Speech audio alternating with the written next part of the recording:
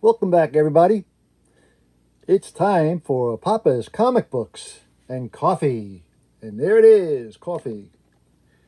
Let's see who decided to come in today.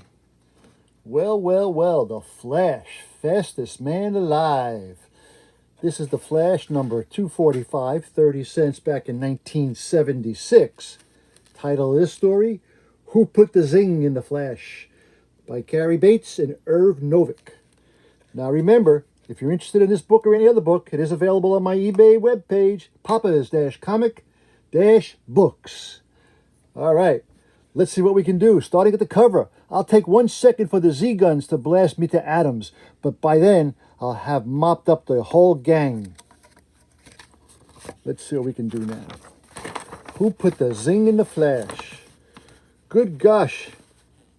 What's that? It looks like some kind of ray beam. Take a closer look, kid, inside. Why, that's the Flash in there. Looks like he's found a brand new way to flash around town. 12:45 a.m. Tuesday, Central City Police Headquarters. So far, a routine night. Man, there's nothing I hate worse than a graveyard shift. So what else is new? Midnight to 8 a.m. at editor. But in a police station, nights have a way of suddenly turning eventful. For the Louva mic, tell me, you see what I see behind those bars? 2 crooks in a cell that was empty a moment ago. Not just any crooks, those uniforms show they're members of the Zinger gang. Only one person could have rounded them up and dumped them in here like that. Thanks, Flash, wherever you are. And I was complaining about working the graveyard shift. Flash works overtime all the time. I hope he's gone home wherever it is. We know where, don't we, fellow Flash fans? And inside, Barry Allen, do you realize what time it is? If you'd been home earlier, I wouldn't be watching the terrible Johnny Nevada show. Sorry, honey, I had to stop by police headquarters. Ran into some trouble on the way home. Well then, you'll get no further trouble from me. Good night, Barry. Good night. 12:45 p.m. Tuesday, Central City Police Headquarters, the Scientific Detection Bureau, where Barry Allen is employed. As you've seen, Jimmy, I've inserted a little potassium into the end of the straw. Now watch as I touch the straw to the piece of ice. Wowee, the straw is lighting up like fireworks.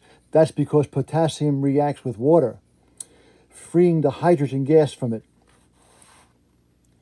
What a neat trick, Mr. Allen. My daddy didn't tell me you could do magic. Not magic, Jimmy, just the application of basic laws of science, that's all. Ooh, look at it. The straw is getting bigger and heavier. What law of science is making it happen, Mr. Allen? There's no scientific law or theory to explain this. And yet there must be a reason. Hold on. What's that trail of strange radiation starting here and leading out through the lab wall? Super. Now you're making the giant straw turn into bubbles. Okay, Barry. I'm through with the chief. Hope Jimmy wasn't any trouble. Not at all, Ted. They can't see the trail of radiation. Must be on the frequency visible only to the speed-geared vision. Got to check it out. Where you going, Mr. Allen? Aren't you going to show me any more tricks? Sure, Jimmy. Watch me disappear from this room. I can still see you. But outside, Barry really does disappear as he races through the hallway at invisible super speed, pressing the ring that releases the compressed scarlet uniform that expands instantly on contact with air. Presto changeo, Barry Allen has been transformed into the Flash, fastest man alive. Theory, the radiation caused the phenomenon in my lab. Now, to prove it by tracking it to its source. Uh-oh, got too close to it. I'm being sucked into the radiation stream, being swept along, as if I were caught in a flash flood. And what's worse, no matter how hard I try, I can't vibrate myself loose from it. Well, as long as I've got to keep zinging along this line, I might as well relax and enjoy it. Enjoy the ride. Oof. Aquaman. Hey, you want some Twinkies? There you are, Twinkies.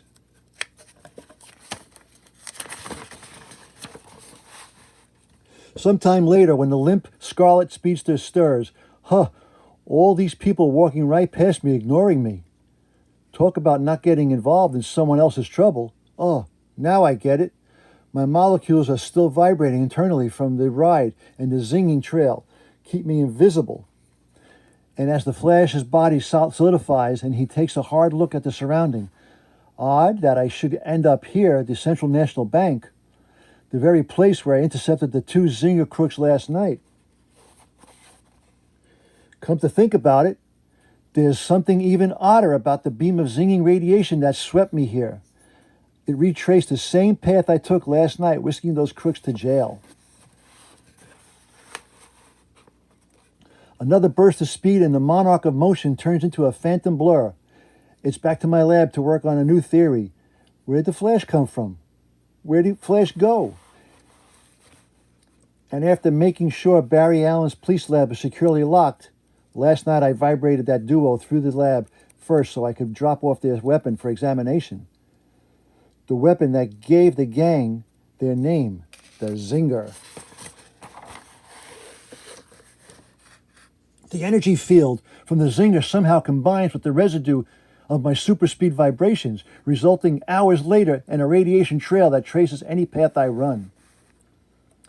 Let's see, I deposited those two guns here shortly after midnight. Just past noon the next day, the radiation trail appeared. There's about a 12-hour delay till the Zing effect takes place. But what is the effect exactly? How could any radiation twist the physical laws of science like it did in front of Jimmy? What sort of radiation paralyzes my super speed vibrations and forces me to collide into a brick wall? That night, in front of another bank, the devastating power of another Zinger comes into play. Zing. And by morning, the whole city knows it. Zinger gang strikes again. Your theory sounds solid, Barry. It would explain why the Zinger gang commits its robberies only at night. The sun's rays must interfere with the circuitry of the Zingers' matter-dissolving rays. But even if you're right, how does that fact help our side? That's a good question, Ted, for which Flash is off to find the answer. All that day, life in Central City seems to proceed as normal. Its citizens routinely go about their lives as if they're countless times before. Yet not a single soul suspects that an unseen scarlet speedster has been constantly zigzagging back and forth through their midst. Hundreds upon hundreds of times, hour after hour, treading thousands upon thousands of miles in a single day. An totally exhausting day which comes to an end at the home of Barry and Iris Allen. Phew, what a way to spend my day off. At least this footbath is doing wonders for my aching feet. That's the idea, honey. To get you relaxed and comfortable. Like I am. Barry, what in the world are you staring at? Of all the lousy luck, the Zing trails just materialized here. My signal to pound the pavements again. Sorry, darling. Really sorry. But you do understand. This business comes first. That's what I get for marrying a superhero. A husband who's on 24-hour crime fighting duty. I super sped away from home at 8 this morning, and now the Zing effect is beginning to show up here 12 hours later, on schedule. That means thousands more radiation paths will start materializing now, and paths will continue appearing until sunrise tomorrow, literally crisscrossing every square inch of the Central City as they retrace every path I ran today, forming a network of human radar.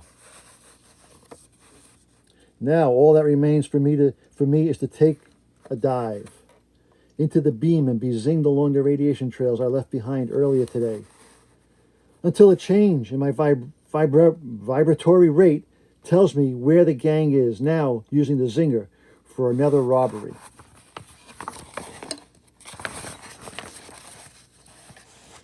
Several hours into the night, a jewelry store starts getting the Zinger treatment. What a gimmick. The thickest concrete, the strongest steel, all fade away before our Zinger.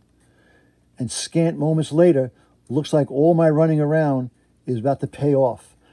A flux into the radiation has brought me to the scene of the crime. This gang's last. I'm about to slam into a brick wall again. But this time I figured out how to avoid a head-on collision and put the Zing in the flash. My mistake last time was trying to vibrate against the vibratory rate of the beam instead of letting my molecules merge in this frequency. Hey, what the blazes is that? Never saw anything like it. Forget it, it looks harmless. Oof, but it doesn't feel that way.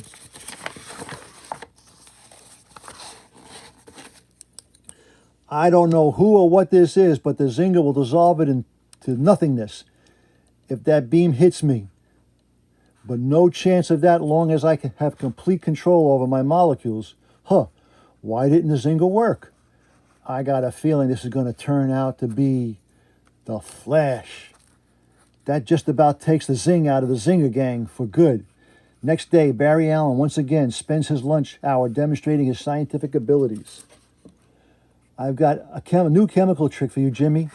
I've coated this drawing of my wife with methylated spirits for phenylphthalate, and as I hold it over an open beaker of ammonia, you see the drawing start to blush. Come on, Mr. Allen. Who are you kidding? You're magically making the drawing float off the paper. Another scientific impossibility, which means the straw trick wasn't due to the Zinger radiation as I thought. Something else is warping the laws of science here. But what? Is it me, my lab, or Jimmy, or something else Barry Flash Allen isn't even aware of? Don't miss next issue's Kill Me Flash Faster and Faster on sale. What do we got here? Oh, CBS Saturday, Shazam and Ark and Club. Oh boy, oh boy, oh boy. What's next? The Green Lantern, Perilous Plan of the Plant Master. Okay, let's see what we can do here. Across the skies of northeastern California streaks Green Lantern, accompanied by the alien creature he befriended during the recent clash with the Ravengers. Itty, I get the impression you'd like to make Earth your new home. Okay, but first you're entitled to a guided tour. As I point out the beautiful terrain, what's the matter? I can sense you're alarmed about something. Great guardians, two giant trees clobbering each other. I'd better stop this duel and replant those trees before it starts raining branches. Then we'll try to learn the reason for their hostile nature. They're shooting their leaves at me, blinding me. Can't see what they're doing now, but can feel itty, vibrating, quivering. I'm under attack. Right, little friend? Ordinarily, I wouldn't harm one of these giant trees, but they're a natural resource that's being depleted. But since I've got to shred them, I'll put them to good use as a giant roll of paper, which should help in the shortage I keep hearing about. I'll beam it to the printing plant I know in Sparta, Illinois, and then it's been 24 hours since I recharged my power ring.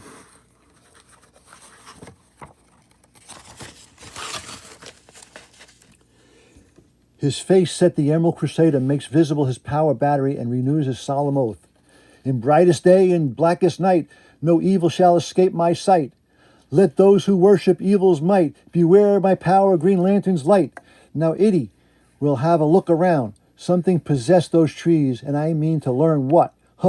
You're vibrating again.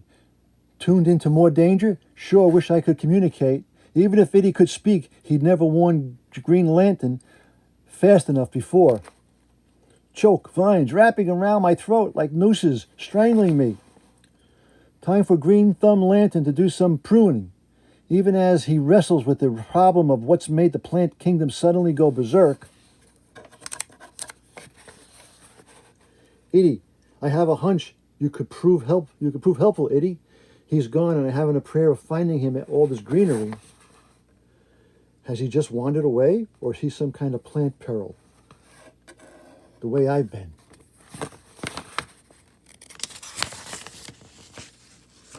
The power ringer, Itty is investigating on his own, following the tremors of leaves and stalks that human beings couldn't detect.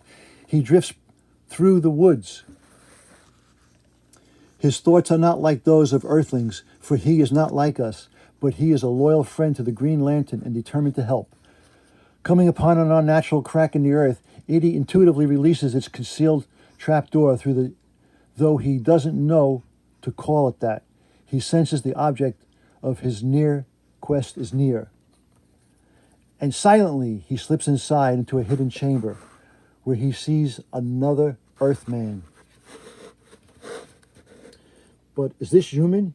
He senses the presence of evil. Evil is the human form of Jason Woodrow, the plant master. They kept me in that foul prison for so many years. I feared I'd lost my power over plants.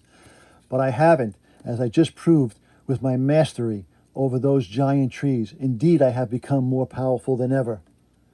Unfortunately, the cursed Green Lantern had to happen by the middle of my test, almost ruined them. He'll never do that again. Once I've taken the elixir, which will give me ultimate plant power. The realization of my every dream.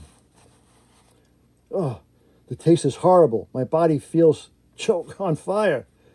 But I can stand the agony knowing that the potion is working.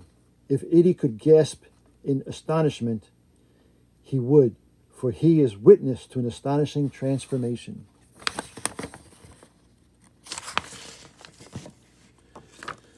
This human, whose Jason Woodrow undergoes an inhumane transformation, his skin, his hair, his bones, his very self changes from fauna to flora. Jason Woodrow is now Floronic Man, prompting Itty to speed back to Green Lantern, not knowing how he can communicate with his Earth mentor, only that somehow he must.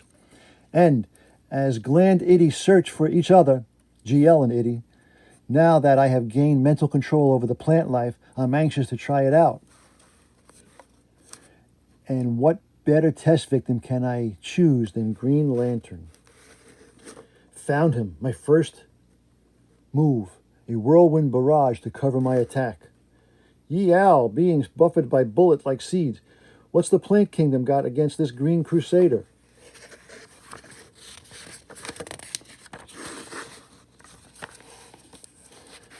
I'll make a clean sweep of this threat of vacuuming up the seeds and blowing them back into the earth where they can be better put to use. Hey, look, who I just spotted. Come back here, Itty. Ha, I was looking for you, something to distract Green Lantern, and he's provided it. Where you been, pal? Taking off on your own? You're vibrating again, but there's no danger now, at least none that I can see. You can stop shaking now. There's nothing but peaceful greenery around here. Peaceful Green Lantern? You're about to find out different. What is Jason Woodrow's plan for Green Lantern, for the whole world? Don't miss the earth-shattering answers in the next issue, Fury of the Floronic Man. All right, and justice for all includes children. All right, well, that was The Flash, number 245 from November of 1976. Hope you enjoyed it. Give me a thumbs up, give me a thumbs down, whatever you want. Leave me a comment. As I said, this book is available along with other ones on my eBay webpage, Papa's-Comic-Books. And as I always say, that was easy. Until next time, Papa out.